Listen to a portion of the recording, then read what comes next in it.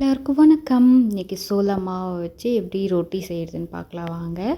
அதுக்கு நான் 1/2 கிலோ சோள மாவு, ஒரு கைப்பிடி அளவுக்கு ராகி மாவும் கலந்துருக்கேங்க. இதுக்கு நம்ம கொஞ்சமாக தான் சால்ட் ஆட் பண்ணோங்க. கொஞ்சமாக சால்ட் ஆட் பண்ணி நல்லா மாவை கலந்து விட்டுட்டு, நல்லா கொதிக்கிற சுடு தண்ணியை இதில் கொஞ்சமாக ஊற்றி இந்த மாவை கலந்து விட்டுருணுங்க. கரண்டி வச்சு மிக்ஸ் பண்ணிக்கோங்க, கையை வச்சிடாதீங்க. இது கலந்து விட்டுட்டு இந்த மாவு அந்த கலக்கும் போது ஒரு ஸ்மெல் வரும் பாருங்கள், ரொம்ப சூப்பராக இருக்கும் அந்த ஸ்மெல்லு. இதை கலந்து விட்டுட்டு இதுக்கு கொஞ்சமாக மாவு கொஞ்சம் கொஞ்சமாக தாங்க இந்த ரொட்டி மாவை நம்ம கொஞ்சம் கொஞ்சமாக பிசைஞ்சு தான் இதை ரொட்டியை நம்ம செய்ய முடியும். ஒரே டைமாக பிசைஞ்சு இதை செய்யவே முடியாதுங்க, ஏன்னா காஞ்சி போயிடும், ஆறி போயிடும். இது கொஞ்சம் கொஞ்சமாக தண்ணி தெளித்து நல்லா இந்த மாதிரி ஃப்ளோரில் வச்சு நல்லா தேய்ச்சி நல்லா இந்த மாவை இப்படி இழுத்து இழுத்து பிசைஞ்சு கொஞ்சமாக தண்ணி போட்டு நம்ம பிசைஞ்சு தாங்க இதை ரொட்டியை செய்யணும். இதை நம்ம சப்பாத்தி கல்லில் வச்சியோ அந்த ரோலர் வச்சியோ நம்ம தேய்க்க முடியாதுங்க. அந்த மாதிரி தேய்ச்சா இது வராது. இந்த மாவு இப்படி தான் நம்ம செய்யணும். சோள மாவு ரொட்டி இப்படி தான் செய்யணும். நம்ம ஊர்லெலாம் பார்த்திங்கன்னா, இப்போ தமிழ்நாட்டிலலாம் பார்த்திங்கன்னா தெருவுக்கு தெரு பரோட்டா கடை, கோதுமை சப்பாத்தி இந்த மாதிரி தாங்க கிடைக்கும். ஆனால் இங்கே ஹைதராபாத் சைடோ இல்லை கர்நாடகா சைடோ இல்லை மற்ற ஊர் டெல்லி சைடெல்லாம் போனீங்கன்னா பார்த்திங்கன்னா, நார்த்து சைடில் எல்லாமே இந்த ரொட்டி தாங்க ஃபேமஸ்ஸு. ரொம்ப ஹெல்த்தியான ஒரு ஃபுட்டுங்க. கண்டிப்பாக இந்த மாதிரி செஞ்சு சாப்பிடுங்க. சோள மாவு ரொட்டி ரொம்ப ஹெல்த்துக்கு ரொம்ப நல்லது.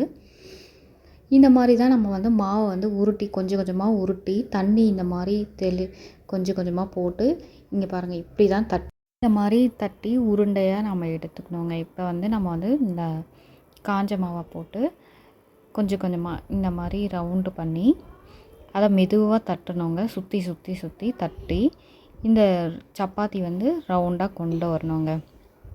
பார்த்திங்கன்னா இந்த மாதிரி மெதுவாக தட்டி இப்படி சுற்றி சுற்றி தட்டணுங்க.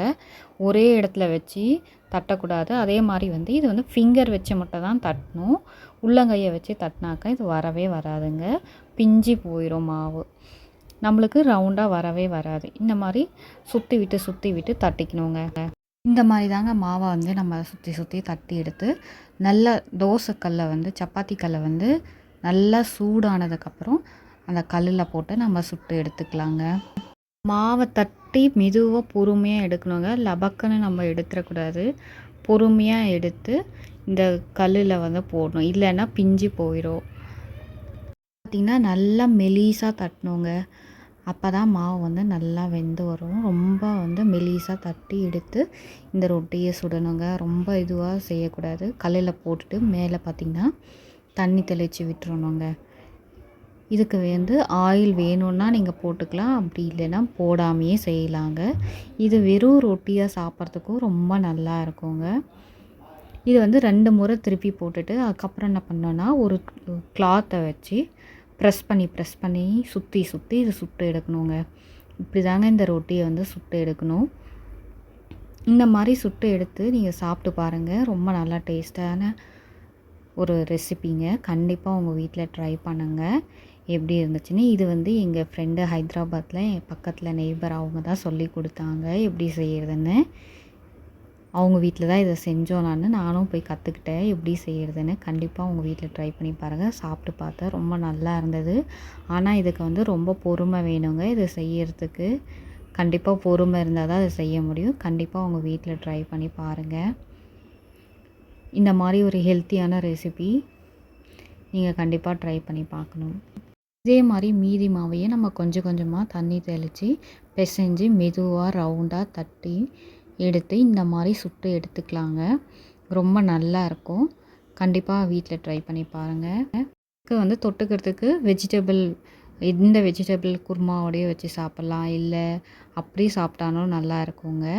இது பாலில் பிச்சு போட்டு சாப்பிட்டு பாருங்கள், ஊற வச்சு. ரொம்ப டேஸ்ட்டாக இருக்கும். எந்த காய் பொரியலோடையும் வச்சு சாப்பிட்லாங்க. இதே மாதிரி தான் ஒவ்வொரு ரொட்டியும் நம்ம செஞ்சு எடுத்துக்கணுங்க. அவ்வளோதாங்க.